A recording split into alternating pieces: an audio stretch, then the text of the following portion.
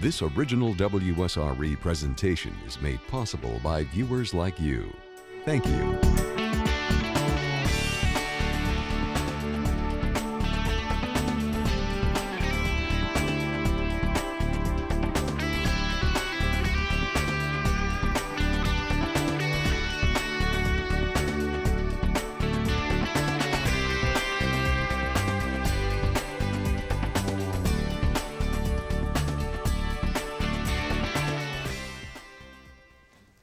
Oil is still pouring from the floor of the Gulf of Mexico, foiling attempts to plug the leak 3 weeks after the collapse of the Deepwater Horizon, an incident that claimed the lives of 11 oil workers, evolving into a catastrophe with consequences all along the Gulf Coast. Good evening, I'm Lloyd Patterson. Welcome to CTC, Connecting the Community. Tonight's focus is on the real and potential economic fallout to this area from the oil mess. We have with us Dr. Rick Harper, Northwest Florida's best-known economist, director of the Haas Center for Business Research and Economic Development at the University of West Florida. Julian MacQueen is founder and chief executive officer of Innisfree Hotels. He's there on the right. It's a major player on Pensacola Beach, Innisfree. Carlton Proctor next to him is the widely read business reporter for the News Journal. He has written extensively on how oil could clog this area's economy. And Liz Castro of Houston is BP's Director of Civic Affairs. Welcome. Thank you for joining us here tonight.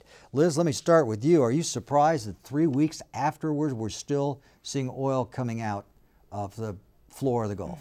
Well, I think no one, wanted to see this happen, and everyone's doing the best they can. We've brought in the best and brightest from around the world to work on containing this spill. Obviously, our first containment dome, we had some issues with the hydrates freezing and not allowing the flow of oil out. Now we're trying a top dome method, which is a dome about the size of a barrel of oil, about 3,000 pounds, that we have on the bottom of the seafloor right now and are going to be deploying that this week. We are going to focus mostly on the economic impact of this, but first of all, since the oil is still coming out, we thought last week when we planned this, certainly the oil will be shut off by now. Carlton, are you sort of flabbergasted that the oil is still coming out? I'm not really surprised given the extent of the damage and the depth and the pressures that are involved. This is way out of my field, but I guess I share a lot of concern that with others that there did not seem to be a plan B or C in this situation, that it seemed to, once it was out of control, that it just, they were trying anything and everything to try to get it under control, and I think that's caused a lot of concern, that it's just going to be one failed effort after another. We could be into this thing for weeks or months. Well, we certainly hope not, but it sounds like that is a possibility indeed. Julian MacQueen, Innisfree Hotel CEO, the founder of the company, you actually went out and took a look yourself at from the scene, and I think we shall have some pictures eventually here from you of that. You surprised that the oil's still coming out? Well, the media has called this the black tide. That brings up images of horrific Valdez-type situations, and I wanted to go out and look at it myself. So I went out there and flew around it and photographed it, and it looks more like huge varicose veins. And actually, having flown out there, I feel much more confident that it can be contained. It's very congealed. It's in strips. The strips are, several hundred feet long, not several thousand feet long. They're widespread. I could see a skimmer coming in there and sucking it up before it got to the shore. So I was encouraged actually after I saw it. Well, good. I'm glad to hear that. Rick Harper, you've been watching this scene there very carefully too. Are you surprised it's still going on at this level? Well, of course, it's an indication of how far we still have to go in deep drilling technology. One would think that these are absolutely fail-safe mechanisms, and of course, like everyone else in the nation and the world, I'm worried about our economy, as well as, of course, wildlife and the health and well-being of people in this area. Okay, if you've just joined us, I'm Lloyd Patterson. Tonight we're talking live from our Kugelman Telecommunications Center about the situation with the oil leaking from the Gulf of Mexico, what's being done about it tonight. Really want to take a hard look at how this might play out for the economy of this area. Our guests tonight are all here able to talk about that. Go back to you, Julian. What fear do you have, even though it doesn't look so bad to you now after you went out to look at it? What are you afraid of as far as this oil spills go? Well, my fear is that people will cast our area in a light that's really not realistic. As you know, you go out to the beach today, it's beautiful, clean, clear. It's a perfect time to come to the beach. My fear is that the perception that the media gives them is that it's some kind of catastrophic event even before it gets here. And what we're seeing is not cancellations right now, but the pace of bookings has dropped down to almost nothing.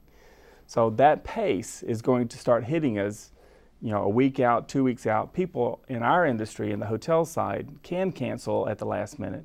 In the condominium rental side, they're signing contracts, and those people are now having to relax their cancellation policies to give them comfort that if things do get bad in the future, they can cancel. It adds some uncertainty that they don't want to have to deal with on their vacation. Rick Harper, this perception that the rest of the country may have about Florida, this could really cost. It could, and of course the situation in Florida is very different than what we see in Louisiana, where lots of the impacts in tourism don't materialize because New Orleans is 90 miles from the Gulf. But there we're worried about coastal fisheries and the health of the fish stock, shrimp stock, oyster stock. And those commercial fishermen would be happy to go out in an unpolluted environment and harvest those seafood. And here in Florida, the effect is kind of flipped, that we're dealing with customer expectations about what the beach may be like. Who would have known that wedding planners and photographers would be put out of work by the expectation of people who are thinking of a June or July wedding? They just don't know what's going to be here. They have to plan it in advance. And so Florida is very much affected by visitor expectations as opposed to oil actually being over the fisheries as they are in Louisiana. Carlton Proctor, Pensacola News Journal, have you been able to kind of get your arms around all the possible consequences of this? Yes, I have, and it's been with the help of people like Julian and Dr. Harper talking about the real life impact that this is having. To me, one of the things that I'm hopeful for is that the Governor Chris' letter to Lamar McKay, the BP America president, asking for $35 million in marketing money that we can get the word out to the world. I mean, in real time, what is going on down here, because the general public has a lot to deal with every day. They can't go in and try to decipher the nuances of the reporting up and down the coast. It's such a big story, so they kind of group everything together. But I think it's vitally important that all the states, Alabama, Mississippi, Louisiana, Florida, get out with a very aggressive campaign to let the world know just exactly what the situation is and what we're doing to deal with it. And that the beaches are, at least in Florida, Northwest Florida, are open for business and are ready for customers to come. Liz Castro, what kind of obligation does BP have to fund this sort of effort to let the world know that Florida is still here? Right. So, as I've been going out and talking to members of the community, we've been talking about these impacts on the tourism business. And someone described it to me today as this portion of months for Northwest Florida is similar to Christmas for retailers. This is when all the business comes in. So one of BP's commitments is to be in the community and fulfill verifiable claims. So we have set up a claims office on Navy Boulevard where individuals can go after they call our 1-800 number to get the process started and expedite it. Go to that office and they can file claims for things like profits or losses from their business. We've already sent some checks out here in Pensacola. One was for someone who lost their job as a direct result of this oil incident, oil spill. And then but we're here in the community. We have a community office and that claims office, and we can answer any questions and work with people to fulfill those claims. Right, and we have a phone number for the local, the Pensacola BP office. And now we're going to see some pictures of Julian MacQueen, Innisfree Hotel. Well, first of all, the hotline And for more information, you can go to our WSRE.org website. But Julian MacQueen, as he said a few minutes ago, we'll get back to you, Liz. I'm sorry for interrupting, but I wanted to take a look at those pictures because they're really neat. They show that stream, a kind of a golden stream or a reddish stream in the water, and that's what the oil spill looks like. Is that because of the dissolving materials they use on it? I think so. I mean, you know, the color, it being that reddish color, obviously it's not the color that we normally think of oil being. And I think the dispersants are helping help it coagulate better. And to me, it was manageable. It was manageable at this point. Of course, if they don't cap it soon, it will become cataclysmic. And you know, there's a lot of concerns about it getting into the Gulf Stream. But at this point, and this is as of Friday or Sunday, the 10th, at about 2 o'clock in the afternoon, this is what it looked like. And this was 95 miles due south of Mobile. And this was the furthest, most northeastern edge of the spill. So this is as close as it gets to this area. Correct, at that time. And if you look at it, it was looking like it was going towards about 120-degree radial from that point, so which was taking it towards the west. Well, one thing we know for sure, this oil has been very hard to predict where it's going to go. It's a little bit like predicting the weather. It just you can make the prediction, but you really don't. There are too many factors apparently to get it nailed down. Until we freeze one variable, like the size of it, you know, until we freeze that, we don't really know what we're going after. And that's my concern, is that this second attempt may not work, our third attempt, and we're looking at a 2 or 3 month process of drilling into it. That is beyond my imagination. Okay, back to the economic fallout in Northwest Florida for this. Even though we don't have a drop of oil on Pensacola Beach, we're seeing a drop in business and bookings. And Liz Castro with BP, you're the ones who are going to have to be writing the checks for this, aren't you? Right. You said verifiable a moment ago. My question is, how do you verify somebody in Kansas City deciding to go to Charleston, South Carolina, rather than Pensacola or Destin, when there's nothing to verify there? Right, so I think that's something, since each case is a little different, you'll have to work with our claims adjusters on that. I unfortunately don't have a clear answer for you on that one at this time, but you're right, there's a lot of variables out there that do make it pertinent that the people go and talk to our claims adjusters to see what kind of documentation and how to file those claims and how that process works. Rick, does that trouble you that it might be hard to verify some of these? Well, each individual business has a different situation, and we know that across the 5 coastal counties from Escambia to Bay, there are about 45 to 50,000 people employed servicing the visitor industry, perhaps 10,000 in restaurants, another 3,000 to 5,000 in the hotel motel industry. And as you look at the way that the ripple effect, the spin-off effect works, if a condo owner loses a booking, then we know roughly what the average condo visitor to the area spends on a daily basis, and we know what share of that would go to restaurant meals, to retail shopping. That's what couples tend to do when they're on vacation.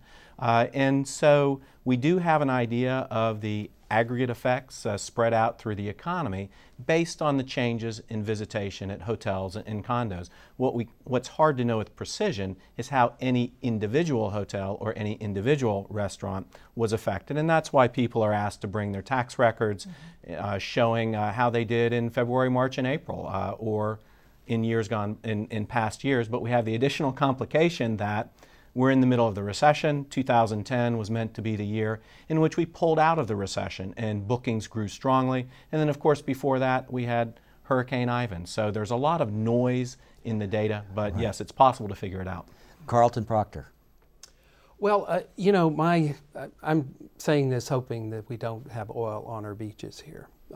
But I know there's a lot of case law out there that determines how and how much a person is compensated. I guess my concern is it's a one-time deal, okay? The way it was explained to me is you can make a claim and you get a check, okay? Well, if the oil does show up And it ruins the image, as Julian mentioned, of this area. How are you compensated for year 2, 3, 4, and 5?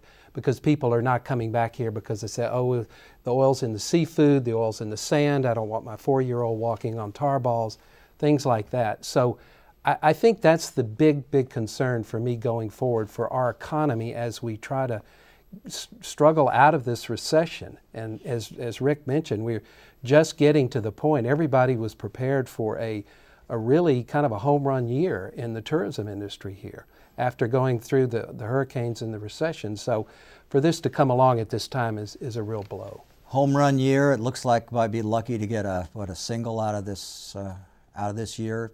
Well, in our case, you know, the real experience that we've seen in 2010 and is March and April actually were record-breaking months for our business on Pensacola Beach and in Orange Beach, Alabama. We were running 20% ahead of budget and ahead of last year. So our trajectory was in great shape. And what we've experienced in the past in other claims for hurricanes is that there is a process for claiming business interruption. And it's based on historical data. You know, you can look at that pace of bookings, and you can look at your historical data, and you can extrapolate from there to see exactly where you would have been. Provided BP takes the same approach as insurance adjusters take, we should come to some kind of agreement soon. We don't want to go down the lawsuit route. We think that's costly and time-consuming, and we have a mortgage to make every 30 days, like everybody else. And we want to keep the 600 people that we've got employed continuing to keep them employed.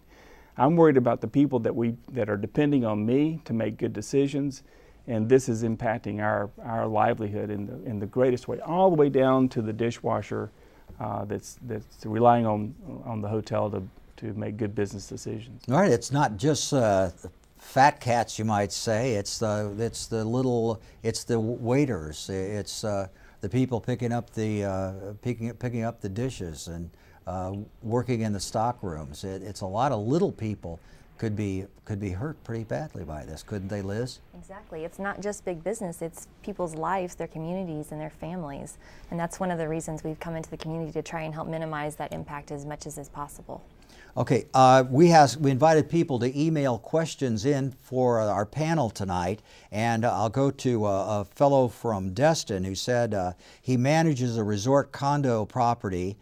We've had significant number of reservation cancellations, and new reservations are coming in very slowly as compared to the past years. Is there any form of economic relief for the owners of the property that I represent?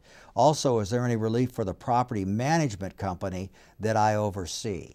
Right, so that's one of those cases where this is exactly the kind of person that needs to contact our claims number to get that process started, and then the claims adjuster can work through some of those issues. But like I stated, we are looking at people's profit loss from previous years. So if he has verifiable documents that he can bring with him and go talk to our claims adjusters that are here in the ground in Pensacola, they'll be able to work through that process with him. A lot of times people think these processes are very slow. What kind of response time are you giving? I don't have a specific number, but I do know that we have given out a check. We gave out a check on Saturday. There's been $166,000 of claims paid in Florida to date in these past 3 weeks, and we have claims offices opening in several locations across Florida. I know that's just a drop in the bucket. Right, right. Are you encouraged by that the checks are starting to flow? Well, the amounts, of course, are very small from my perspective, but it's still early in the game. I can tell you, we track our pace of reservations on a daily basis compared to the same day last year. So we can tell you on any given day how many new reservations are coming in. So we're looking at that pace of reservations, and I can tell you one day, just earlier this week, we lost about $250,000 in new reservations in one day. Wow. That is obviously going to be cumulative, and with a company that does $40 million a year in revenue like our company, and you start knocking that down 10, 20, 30% because of a bad image, we have the historical data that says we'll bring them in, we'll show them and go through the same process with experts exactly how our revenue has been diminished as a result of this event. And you're big, but you're just one of the owners out there, players out there, and you've got them all up and down. the coast and into Orange Beach. So again, you know, we want to keep these people employed. We're hoping actually in starting to see a little bit of rise in public agencies that are coming in to kind of take care of the situation, doing whatever they can to mitigate it. One of our efforts too is to look at the state and the federal government to look at that per diem rate that these public agencies are generally restricted to. Per diem rates, of course, do not work for us on the beach.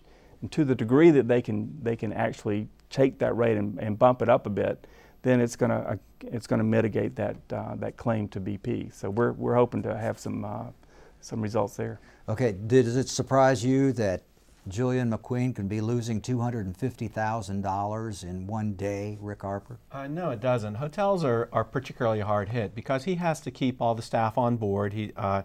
He's got to keep the front desk staffed. He's got to keep the maids there. Even if those rooms are not filled, he's not able to lower his costs all that much. So for a business like Julian's, a high percentage of that lost revenue is actually lost profit because he's got his fixed cost of paying the mortgage and he's got to keep the staff there. And so any night that he can't rent that room, most of that lost revenue is actually lost to his bottom line.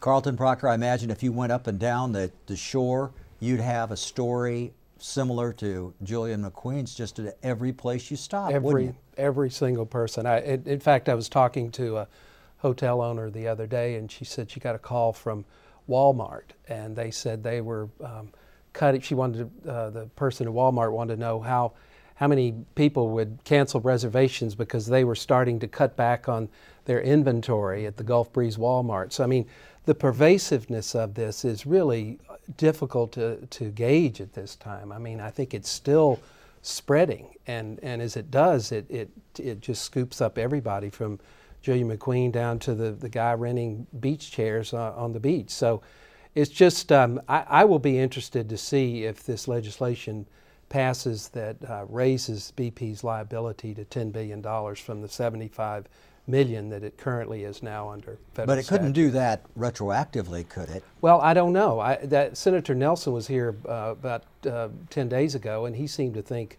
that it was very doable, and so I don't know, but it's pending. I know that. Liz Castro, any reaction to that? I mean, I've seen that bill out there. I unfortunately don't have any details on that either. You know, we're just working with the communities here to help minimize the impact as best we can. We had an email question from Gulf Shores and Orange Beach. My wife and I have owned retail stores in this area for about 15 years. We can find attorneys representing people in the fishing industry, condo rental companies, and area restaurants. I have yet to find a class action suit representing retail stores. It seems to me that retail may suffer as much or more than some other classes of business. What do you think about that? Does retail, they're kind of next in line to fall, aren't they? They are. If you look at how visitors spend their money when they're in an area, the tourism data that's been collected over the years in Florida clearly shows that after lodging, restaurant meals and shopping are the two biggest expenditures that visitors make. It's ahead of cultural events, it's ahead of equipment rentals, and so yes, retail is going to see a big hit here. Our estimates are that employment in retail that serves the visitor industry is about the same as employment in the hotel-motel sector. Smaller than restaurants, but certainly the second or third most sizable category of employment. And again, a hit on jobs at a time when the area was already struggling with some pretty high unemployment numbers. We certainly didn't need this in the area, did we? Carlton? Well, no, we've got almost 25,000, at least the last count, between 24 and 25,000 people out of work, record high unemployment. I mean, this could not have come at a worse time. It's just, if it adds to that, the unemployment was just starting to inch down from just under 12%. And I have no idea what kind of impact this could have on that number. Are you going to have to revise your numbers practically every day or every week, Rick Harper, as this thing evolves?